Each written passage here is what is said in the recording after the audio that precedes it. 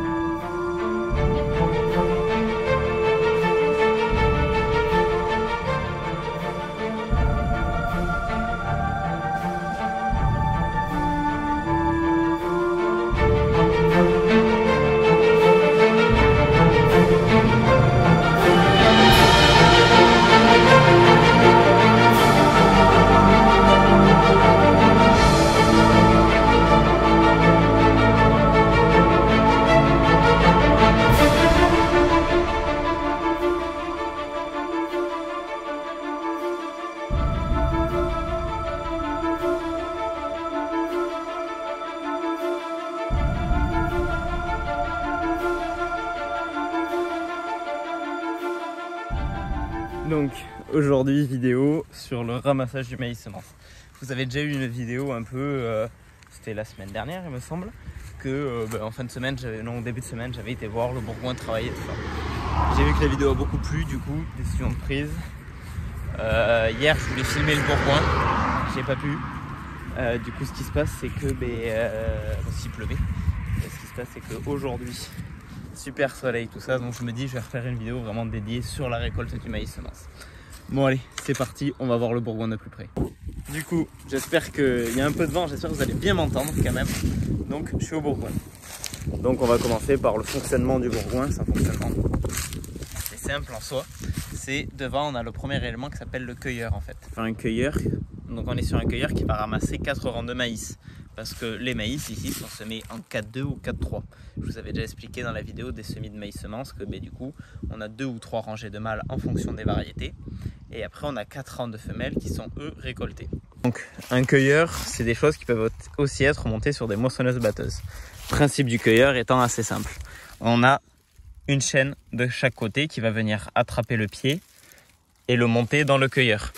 Après ici on a des plaques qui en fait le but elles se règlent de la cabine et le but c'est d'avoir l'écartement le plus proche du pied de maïs parce que si l'écartement est trop gros, on pourrait avoir des fois des petits épis de maïs qui glissent à travers.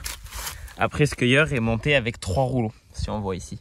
Il y a un premier rouleau là, un deuxième à droite, qui ces deux-là sont à même hauteur, et après il y en a un qui est un peu décalé.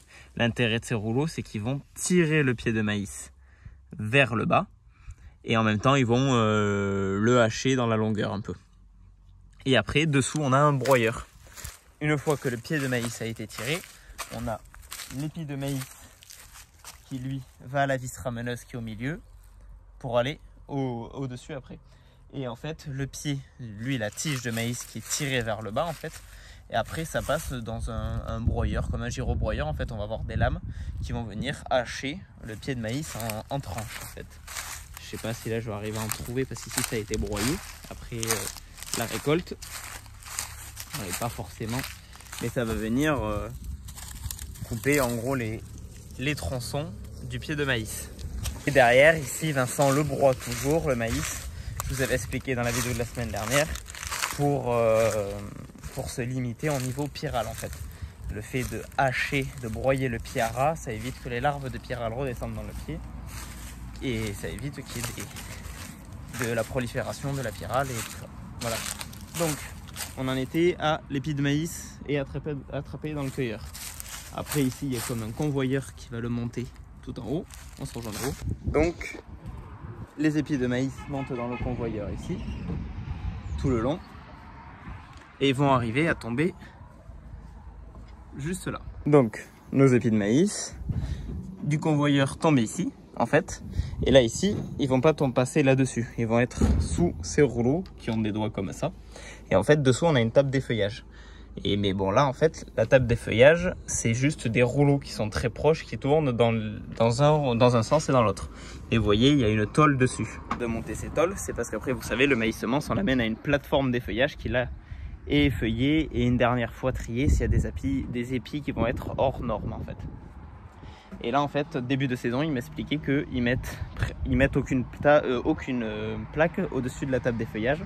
L'intérêt étant que vu que le maïs est moins sec, il va pas beaucoup s'égrener et donc ils peuvent se permettre de faire un premier gros effeuillage dessus. Et là en fait vu qu'on arrive un peu quand même sur des maïs qui sont, comme on voit derrière, assez mûrs, ils ont mis 3 plaques, du coup en fait toute la longueur il y a des plaques. Et ils ont mis des plaques sur tous les rouleaux ne fonctionnent pas dessous pour effeuiller parce qu'en fait il y a trop de risques d'égrener le maïs et trop de pertes en fait.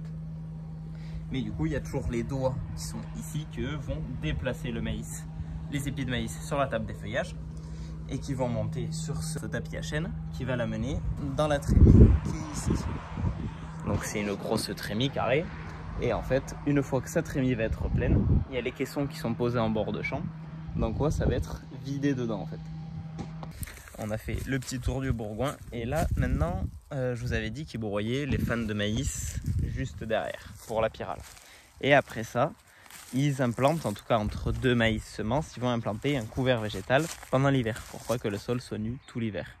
Et là ici on est dans le premier champ qui a été ramassé au bourgoin, donc il y a au moins une quinzaine de jours et le couvert avait été semé quelques jours après, vraiment juste quelques jours. Et je viens vous montrer le travail, ce que ça donne déjà même pas 2 semaines après la semis du couvert. Donc pour vous rappeler, ils sèment avec un semoir de TCS, ça veut dire que ça va déchaumer et en même temps ça sème. Composantes du couvert, févrole, vesse dans ce champ il me semble. Je ne veux pas dire de bêtises, il me semble que c'est juste la févrole et de la vesse, donc qui sont de la légumineuse. L'intérêt du couvert, conserver la structure de sol. Et vu qu'ils mettent des légumineuses dedans, c'est apporter de l'azote pour la prochaine culture, donc il sera encore du maïs semence. Et aussi il y a eu un effet du coup dit déchômage, parce qu'entre 2 maïs semences, il y a toujours un peu de perte au ramassage du bourgoin. Comme on voit derrière moi, il y a des pieds de maïs. Et l'intérêt c'est que vaut mieux que ces pieds de maïs aient germé maintenant en fait, parce qu'ils vont geler pendant l'hiver. Et au moins l'an prochain ces pieds là ne germeront pas en même temps que les préparations de terre, et ça évitera qu'il y ait une contamination en fait. Ça limitera l'épuration à faire au printemps. Voilà. Donc on va regarder le couvert d'un peu plus près.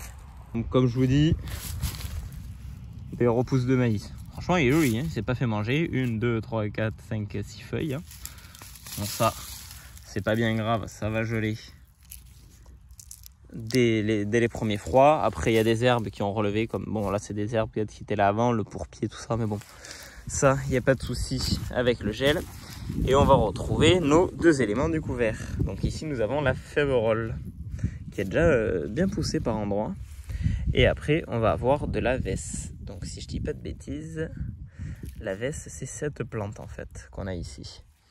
On l'a ici, on la retrouve ici aussi, là encore, là encore. Donc voilà. Toutes ces févroles et cette vesse vont pousser. Bon, la vesse, si elle n'a pas beaucoup de pieds de févrole autour, c'est quelque chose qui va quand même un peu s'étaler par terre. Ça va couvrir le sol plus que la févrole. La févrole, bon déjà là, qui a quand même une bonne densité de semis quand même, parce qu'on voit qu'au mètre carré, il y a quand même quelques pieds. Du coup, ils vont vite s'étaler, se faire un peu concurrence, et elles risquent de pousser à ceci un début de décomposition de nos pailles de maïs. Et l'intérêt, c'est qu'elles ont été légèrement enfouies, mais en surface. Ça veut dire que là, on va avoir une décomposition des pailles de maïs qui se fait... En fait, quand quelque chose se décompose, ça consomme de l'azote, obligatoirement, même si c'est en relâche derrière. Et du coup, si c'est détruit en surface, ben, ça consommera de l'azote atmosphérique, l'azote de l'air, pour se décomposer. Après, ça consommera un peu d'azote du sol, bien sûr. Et l'intérêt, en fait, c'est que ben, ça évite de vider les réserves du sol. Si on lance s'il aurait été beaucoup plus enfoui, les pailles de maïs, ça aurait consommé un peu d'azote du sol. Mais bon, au final, en fait, ça va se décomposer, ça va consommer de l'azote. Après, ça se minéralise, ça relâche de l'azote. Et même si notre févrole est juste une légumineuse, vu que la févrole est quand même une culture un peu feignante, si elle a de l'azote dans le sol, elle le pompera aussi. Donc ça évitera le lessivage pendant l'hiver, des nitrates. Les nitrates qui sont l'azote. Hein. Après, je sais que des fois, il met de l'avoine dans les couverts, mais là, dans ce champ-là, il n'y a pas eu d'avoine. Donc l'intérêt de l'avoine, lui, pour le coup, c'est qu'il consomme l'azote. Donc, je vous reparle après des décompositions. Tout ce qui est paille sèche, donc une paille, est plus longue à décomposer que au printemps, quand le couvert végétal est vert en fait comme ça et qu'il est détruit, lui il va se décomposer très vite parce qu'en fait c'est le fait que la matière n'est pas arrivée au bout de son cycle. Comme là le maïs qui est arrivé quand même en bout de son cycle, il va être plus long à décomposer, bon, surtout que c'est quelque chose de très fibreux, que le couvert végétal au printemps sera rapidement décomposé et ça permettra qu'il n'y ait pas beaucoup de résidus pour semer le prochain maïs. Donc voilà, je me suis dit que j'allais vous faire un petit tour pour vous montrer quand même l'évolution du couvert pour ceux qui ont suivi la vidéo d'il y a 15 jours. Et je me disais, ça terminait bien la vidéo du maïs semence. Petit point aussi que j'ai oublié de vous parler, c'est que vous avez vu dans la vidéo, le maïs semence est récolté en caisse. Donc on remplit des caissons, vous avez vu, c'est un fend avec un porte-caisson Jospin qui est venu chercher ce caisson. Et ce caisson est amené à la plateforme d'effeuillage. Où là, il y a d'autres caissons qui attendent après la plateforme d'effeuillage qui seront envoyés à l'entreprise semencière qui, elle, va le faire sécher, l'égrener, le conditionner, le traiter et le commercialiser. Donc voilà, je pense que vous avez eu à peu près toutes les étapes de la récolte de ce maïs semence. J'ai pas pu vous amener à la plateforme d'effeuillage pour filmer, peut-être le sujet d'une prochaine vidéo si j'ai l'occasion d'y aller. C'est assez intéressant à voir comme travail. Donc j'espère que cette vidéo du dimanche a pu vous plaire et je vous dis quand même à samedi prochain pour une nouvelle vidéo. Ciao tout le monde!